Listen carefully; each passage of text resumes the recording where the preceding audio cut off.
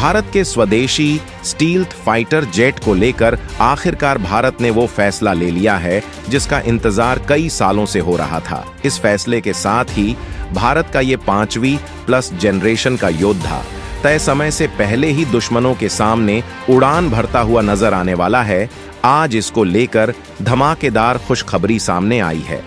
विदेशी stealth fighter jet लाने से पहले भारत में बड़ा फैसला। एमका को लेकर जिस ऐलान का इंतजार था आखिर वो हो गया। अब तय समय से पहले ही आसमान में दहाड़ने उड़ान भरेगा एमका।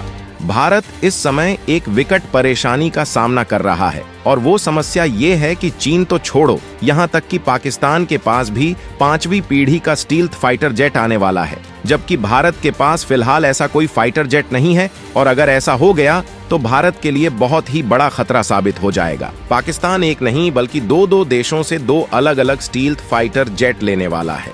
पहला है चीन से J-31 स्टील्थ फाइटर जेट और दूसरा है तुर्की से उसका कान फाइटर जेट। इनकी डील जल्द ही पाकिस्तान करने वाला है। अब इससे क्या होगा, अगर आप इसे समझ नहीं पा रहे हैं तो इतना समझ लीजिए कि पाकिस्तान भारत के सीमावर्ती इलाकों में अपने अपकमिंग स्टील्थ फाइटर जेट से हमला करके चला जाएगा और भारत के रडार सिस्टम पाकिस्तान के उस फाइटर जेट को देख तक नहीं पाएंगे कि क्या हुआ और किसने ये बम बरसा दिए, क्योंकि स्टील्थ होने की वजह से ये विमान रडार की पकड़ से बाहर होते हैं और इनके फीचर्स बहुत ज्यादा एडवांस होते हैं। वहीं भारत के लिए एक और चिंता वाली बात यह है कि पाकिस्तान स्टील्थ फाइटर जेट ले ही इसलिए रहा है ताकि भारत पर हमला किया जा सके। और ये बात हम नहीं कह रहे हैं बल्कि पाकिस्तान खुद ये बात कह चुका है। ऐसे में भारत के लिए पाकिस्तान के पास आने वाले स्टील्थ फाइटर जेट से ताकतवर फाइटर जेट खरीदना या फिर खुद बनाना बेहद जरूरी है।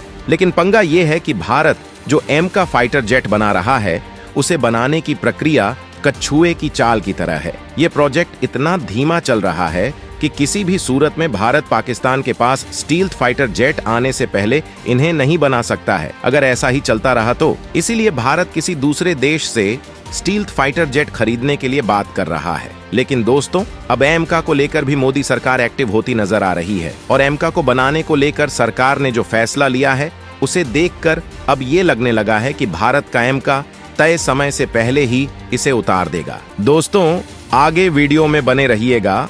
हम आपको बताने वाले हैं कि आखिर एमका को लेकर ऐसा क्या फैसला लिया गया है और किस तरह से अब सरकार इस प्रोजेक्ट को बुलेट रफ्तार से आगे बढ़ाने वाली है। वीडियो को बिना स्किप किए लास्ट तक देखते रहिएगा।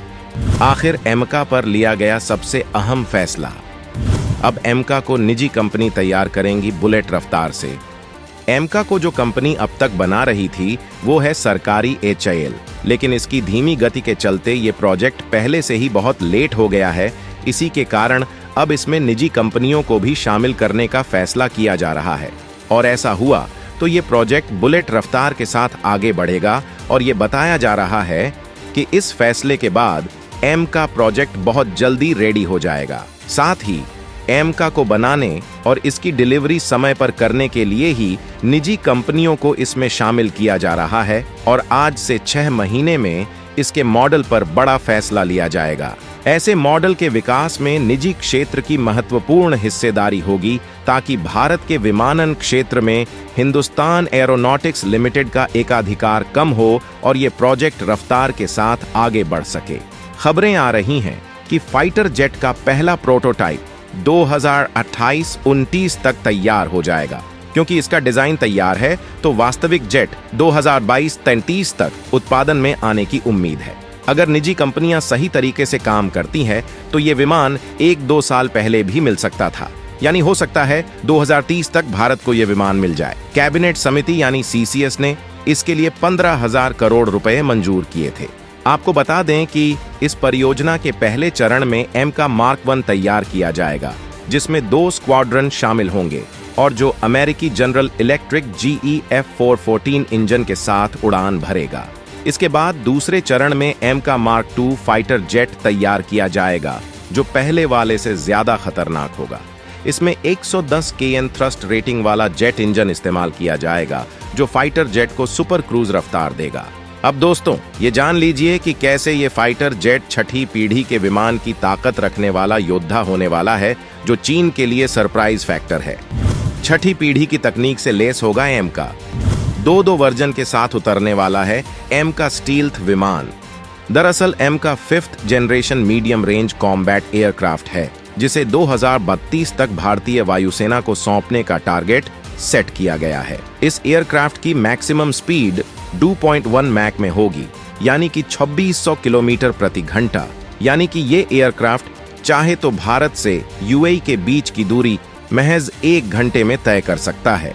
एक बार अपने फुल फ्यूल टैंक के साथ यह एयरक्राफ्ट 3340 किलोमीटर तक उड़ान भर सकता है। वहीं इस एयरक्राफ्ट की कॉम्बैट रेंज यानी कि युद्ध करने की क्षमता 1620 किलोमीटर तक रहेगी। इस एयरक्राफ्ट में दुश्मन सेना के एयरबेस, उनके ऑपरेशन फैसिलिटीज और उनके एयरक्राफ्ट को डिस्ट्रॉय करने का पूरा असली बारूद मौजूद होगा। इसी वजह से ये एयरक्राफ्ट आसमान से बरसने वाली आग की तरह दुश्मन के खेमे को नेस्तनाबूद कर देगा।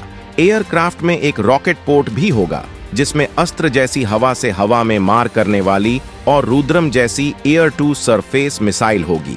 इतना ही नहीं, इस एयरक्राफ्ट में डीआरडीओ द्वारा develop Sudarshan laser guided mode भी होगा, जो 100% प्रिसिजन के साथ किसी भी टारगेट को डिस्ट्रॉय करने की ताकत रखता है। यानी कि दोस्तों, एम का एक मल्टी रोल एयरक्राफ्ट होने वाला है। इसका मतलब इस एयरक्राफ्ट की मदद से अलग अलग तरह के मिशंस को अंजाम दिया जा सकेगा। एमका की एक बड़ी खासियत ये भी है कि ये एयरक्राफ्ट स्केल्ड मोड टेक्नोलॉजी से लैस होगा।